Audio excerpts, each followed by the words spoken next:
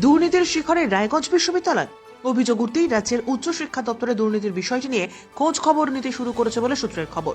রায়গঞ্জ বিশ্ববিদ্যালয়ে দুর্নীতির অভিযোগ উঠতেই ক্ষুব্ধ নবান্নের কর্তা ব্যক্তিরাও।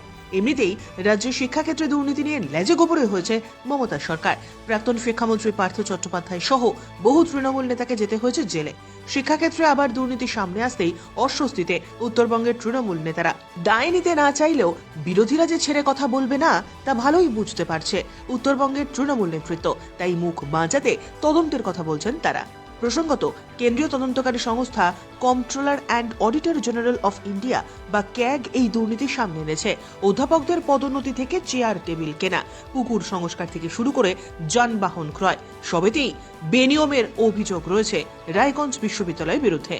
বয়স সবে 9 বছর, কিন্তু সেই সময়ের মধ্যেই রায়গঞ্জ বিশ্ববিদ্যালয়ে বহু আর্থিক বেনিয়ম হয়েছে বলে কম্পট্রোলার অ্যান্ড অডিটর জেনারেল দাবি করেছেন। রাজ্যের প্রিন্সিপাল অ্যাকাউন্টেন্ট জেনারেলের তরফে চিঠিও পাঠানো হয়েছে বিশ্ববিদ্যালয়কে। 9 সেপ্টেম্বর পাঠানো সেই চিঠিতে যে অনিয়ম ও অস্বচ্ছতার অভিযোগ মিলেছে তার জবাব চাওয়া হয়েছে। সময় দেওয়া হয়েছে 4 সপ্তাহ, কিন্তু বিশ্ববিদ্যালয় এখনো কোনো জবাব দেয়নি। ক্যাগর রিপোর্টের শুরুতেই উল্লেখ করা হয়েছে উপাচার্যের বাংলো এবং কর্মীদের আবাসন বানানোর ক্ষেত্রে নির্মাণকারী সংস্থাকে অতিরিক্ত 25 লক্ষ টাকারও বেশি দেওয়ার কথা। 97 লক্ষের চেয়ার টেবিল আনতে ভাড়া 5.5 লক্ষ। নিয়ম ভেঙে 55 লক্ষ টাকা অগ্রিম দেওয়া নিয়েও প্রশ্ন তুলেছে ক্যাগ। ওই কাজের বরাত প্রথমে রাজ্য সরকার অনুমোদিত সংস্থাকে দেওয়া হলেও পরে তার নিয়ম ভেঙে অন্য এক সংস্থাকে চুক্তিহীনভাবে দেওয়া হয়েছে বলে দাবি ক্যাগের। বিশ্ববিদ্যালয়ের ভবন নির্মাণের প্রজেক্ট রিপোর্ট বানাতে 37 লক্ষ টাকারও বেশি খরচ নিয়ে প্রশ্ন তুলেছে ক্যাগ। এছাড়াও রাজ্য সরকারের টেন্ডার নীতি অমান্য করে কয়েকটি সংস্থাকে বারংবার বিভিন্ন কাজের বরাত দেওয়া হয়েছে, যেসব ক্ষেত্রে কোনো দরপত্রের বিজ্ঞপ্তি জারি করা হয়নি। কয়েকজন অধ্যাপকের পদোন্নতির ক্ষেত্রে নিয়ম মানা হয়নি বলেও রিপোর্টে উল্লেখ করা হয়েছে। এখন দেখার এই দুর্নীতি নিয়ে কি পদক্ষেপ নেয় বাংলার উচ্চ শিক্ষা দপ্তর। বিষয়টি নিয়ে অনেকেই আবার কলকাতা হাইকোর্টে মামলা করার কথা ভাবছেন। সূত্রের খবর, শাসক দলের মাথার কাছের লোক এই বিশ্ববিদ্যালয়ের কয়েকজন অধিকারী, আর তাদের মদতেই যে কিছু একটা হয়েছে তা পরিষ্কার বুঝতে পারছে শিক্ষা দপ্তর। আর তদন্ত না হলে আগামী 26 সালের নির্বাচনে এই দুর্নীতিকে ইস্যু করতে পারে বিজেপি সহ বিরোধীরা। বিজেপির নেতৃত্বদের আরো অনেক বেশি হোমওয়ার্ক করার প্রয়োজন আছে, পড়াশোনা করার প্রয়োজন আছে, জানার প্রয়োজন আছে।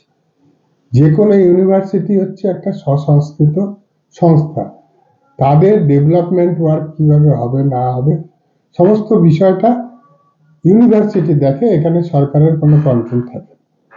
তো সেই ক্ষেত্রে যদি কোথাও কোনো ভুল হয়ে থাকে, কোথাও টেন্ডার প্রক্রিয়ায় কোনো অবৈধতা থেকে থাকে, তার দায় দায়িত্ব সম্পূর্ণ ইউনিভার্সিটি কর্তৃপক্ষের উপরেই বর্তায়। এবং আপনারা মাননীয় বর্তমান ভিসি সাহেবের মুখেও শুনলেন যে সরকারও রিপোর্ট চেয়ে পাঠিয়েছে। নিশ্চয়ই ওনাদের যে ইসি বডি আছে সেখানে মিটিং এর পরে যে সিদ্ধান্ত হবে, তারা রিপোর্ট পাঠালে বিষয়টা সরকার নিশ্চয়ই দেখতে পারে। তার আগে কখনো সরকার কোনো ইউনিভার্সিটিতে নিজের থেকে মাথা ঢুকাতে পারে না, সেটা সরকারের পক্ষে সম্ভব না এবং আমাদের সরকার সেটা করেও না।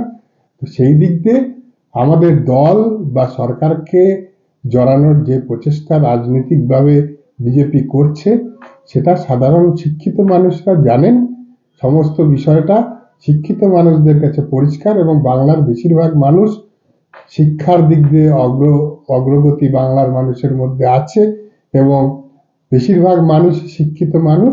তাই বিজেপি এখানে স্থান পাচ্ছে না, কেননা ভুলভাল বলে, ভুলভাল আক্রমণ করে, ভুল বুঝিয়ে অন্য জায়গার মানুষকে বিজেপি বিভ্রান্ত করতে পারে, কিন্তু বাংলার মতো একটা শিক্ষিত সমাজকে বিভ্রান্ত করা বিজেপির কাজ নয়। সেই জন্যই 15 বছরের চেষ্টা ব্যর্থ হয়েছে, আগামী দিনেও বিজেপি ব্যর্থ হবে। রাজনৈতিক ভাবে পশ্চিমবঙ্গের মাটিতে এরা ঠাঁই পাবে। রায়গঞ্জ বিশ্ববিদ্যালয়ের দুর্নীতি নিয়ে আমরা এক নয় একাধিকবার সরব হয়েছি। 15 সালে বিশ্ববিদ্যালয়ের অনুমতির পর থেকে যা যা হয়েছে তার কোনো অডিট রিপোর্টই প্রকাশ পায়নি। 2024-এর অডিট রিপোর্টে লাখ লাখ নয় কোটি কোটি টাকার দুর্নীতি সামনে আসছে। তো তৎকালীন যিনি ভিসি ছিলেন তিনি তো শিক্ষামন্ত্রীকেও পিএইচডি করিয়েছিলেন। সেই আমলে কি হতে পারে তার তো এটা নমুনা মাত্র। ধীরে ধীরে দেখুন আরও কত কিছু প্রকাশ হবে।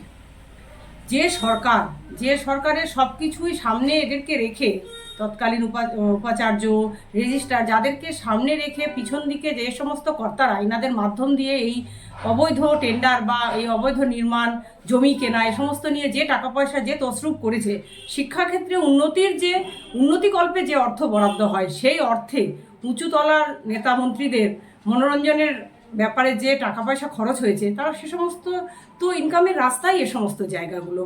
তো এখান থেকে যারা সুবিধা পেয়েছে, আমরা আশা করব যে এটা সঠিক তদন্ত হোক এবং উপযুক্ত শাস্তি পাক দোষীরা।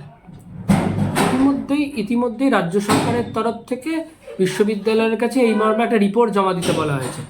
ব্যবস্থা নেবে হয়তো রাজ্য সরকার, সেক্ষেত্রে রাজ্য সরকার কিভাবে ব্যবস্থাটা নিতে পারে সঠিকভাবে? রাজ্য সরকারের কাছে আমরা আশা করব সঠিক তদন্তের, কিন্তু কতটুকু হবে সেটুকু তো সেই সময় কথা বলবে।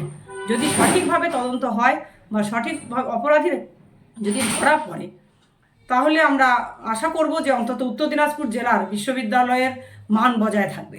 দলগতভাবে আপনারা কোনো ব্যবস্থা নেবেন? দেখুন, দলগতভাবে তো ব্যবস্থা আমরা অবশ্যই আশা করব যে আমরাও এটা আন্দোলনে নামবো ভবিষ্যতে। আমরা দেখি আগে যে আমরা আগে তদন্তের আশা করব, যে সঠিক তদন্ত হোক, দোষীরা শাস্তি পাক, না হলে আমরা আমাদের মতন করে। ব্যুরো রিপোর্ট, উত্তরের প্রহরী।